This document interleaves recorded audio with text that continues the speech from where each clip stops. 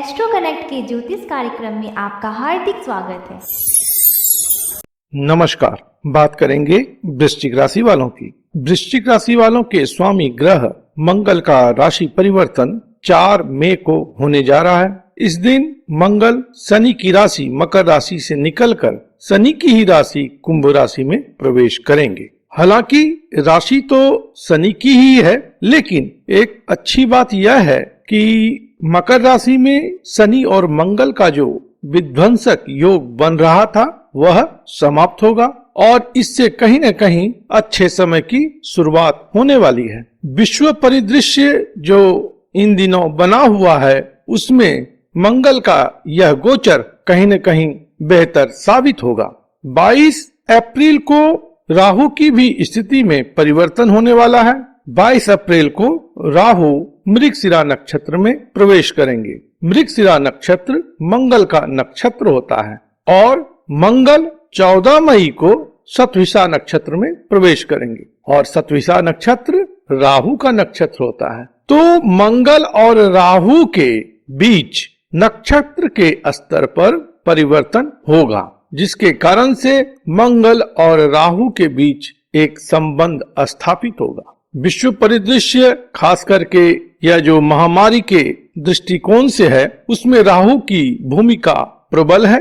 हालांकि अकेला चना भांड नहीं फोड़ता, तो उसी प्रकार से सिर्फ राहु के कारण से ही इतनी बड़ी परेशानी नहीं हो सकती। उसमें सभी ग्रहों का साथ होता है, खास करके बड़े ग्रहों का, जिसमें बृहस्पति और शनि भी शामिल होते हैं। बृहस्पति और शनि की स्थिति तो अभी मकर राशि में रहेगी, लेकिन 11 मई को शनिदेव मकर राशि में वक्री हो जाएंगे और यह वक्री गति उनकी 29 सितंबर तक रहेगी। वहीं बृहस्पति देव वक्री होकर के पुनः अपनी राशि धनु राशि में 29 जून को प्रवेश करेंगे।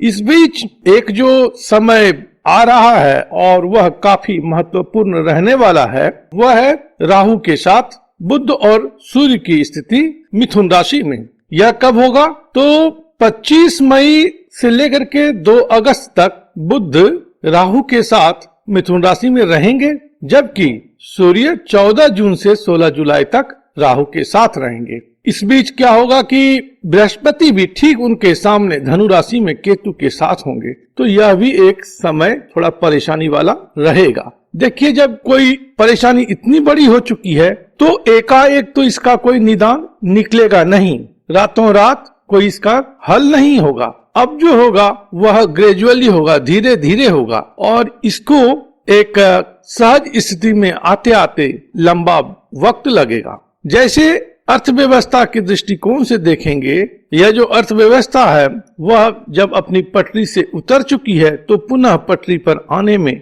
काफी समय लगेगा और इसका प्रबल संकेत इस रूप में मिल रहा है कि आने वाले समय में बृहस्पति देव 1 वर्ष तक नीच के ही रहेंगे। बृहस्पति देव धन के कारक ग्रह हैं, इकोनॉमी के कारक ग्रह हैं, धर्म, ज्ञान, ये सारी बातें बृहस्पति से इंगित हैं। तो जब यह नीच के होकर के गुजरेंगे तो बृहस्पति देव इस नवंबर से 2021 के नवंबर के मध्य जो नीच राशि में गमन करेंगे, तो कहीं न कहीं इनकी जो कारकत्व की बातें हैं वह भी अपने निचले स्तर पर रहेंगी। इकोनॉमी निचले स्तर पर रहेगा, धन की स्थिति निचले स्तर पर रहेगी, धर्म की बातें निचले स्तर पर रहेंगी। तो अब सब कुछ ठीक होने में तो वक्त लगेगा, लेकिन यह जो शुरुआत हो चुकी है वह 22 अप्रैल से राहु के नक्षत्र परिवर्तन से हो चुकी है। क्योंकि राहु मंगल के नक्षत्र में जाएंगे तो मंगल के प्रभाव में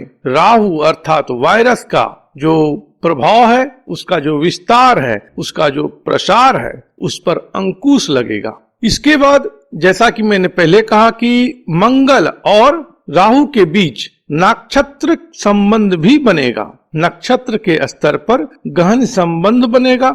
दूसरा, राहु की दृष्टि भी मंगल पर रहेगी और एक दूसरे तरह से देखें तो राहु और मंगल परस्पर त्रिकोण स्थान में रहेंगे तो त्रैकोणिक संबंध भी होगा। तो इन सब में कहीं न कहीं मंगल का प्रभाव राहु पर पहुंचेगा और जब मंगल का प्रभाव राहु पर पहुंचेगा तो राहु पर अंकुश लगेगा। यह एक अच्छी बात है। अदरवाइज अभी तक क्या हो रहा था कि राहु की चोट से मंगल, शनि और बृहस्पति पीड़ित हो रहे थे, बर्बाद हो रहे थे। तो यह कहीं किसी भी रूप में प्रोटेक्ट नहीं कर पा रहे थे। तो अब जो सेनापति मंगल हैं वह कहीं न कहीं प्रभावी स्थिति में आएंगे। हालांकि उतनी प्रभावी स्थिति अभी भी नहीं रहेगी, तथापि वर्तमान स्थिति की तुलना में अच्छी स्थिति रहेगी। इन 4 वर्ड्स के बाद जो बात आती है कि वृश्चिक राशि वालों के लिए मंगल का जो यह संचार है वो कैसा रहने वाला है। तो देखिए कि वृश्चिक राशि वालों के स्वामी ग्रह है मंगल, और मंगल आपके पराक्रम भाव से निकलकर आपके सुख स्थान में भ्रमण करेंगे, और यह भ्रमण की जो अवधि रहेगी 4 मई से 13 जून, तो लगभग 40 दिनों का जो समय है, इस दौरान मंगल आपके सुख भाव में भ्रमण करेंगे। वैसे तो सुख भाव में मंगल का भ्रमण उतना शुभ नहीं होता है, कलहकारी होता है। और अगर देखा जाए तो मंगल का जो स्टेल आपके 4th हाउस में रहेगा, उसी दौरान सूर्य भी 14 मई से 14 जून तक आपके सप्तम भाव में भ्रमण करेंगे। तो सप्तम भाव में सूर्य का गमन और सुख भाव में मंगल का गमन कहीं न कहीं वाद विवाद की स्थिति को जन्म देता है।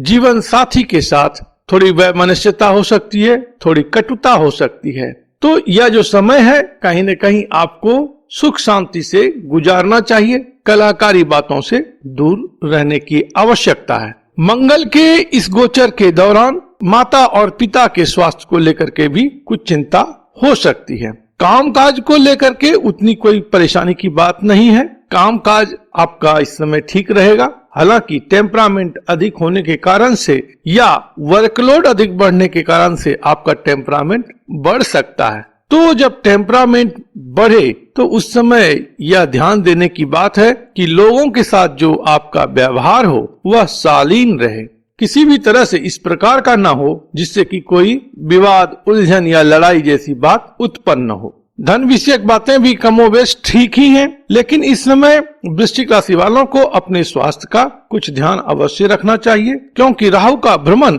अष्टम भाव से हो रहा है और अब वह मंगल के नक्षत्र में प्रवेश करेंगे 22 अप्रैल से। तो कुछ आप अपने सेहत का भी ध्यान रखें तो बेहतर होगा। वैसे कोई विशेष चिंता की बात नहीं है। प्रभु आप पर कृपा करें, आप स्वस्थ रहें, मस्त रहें और व्यस्त रहें। ओम नमो भगवते वासुदेवाय।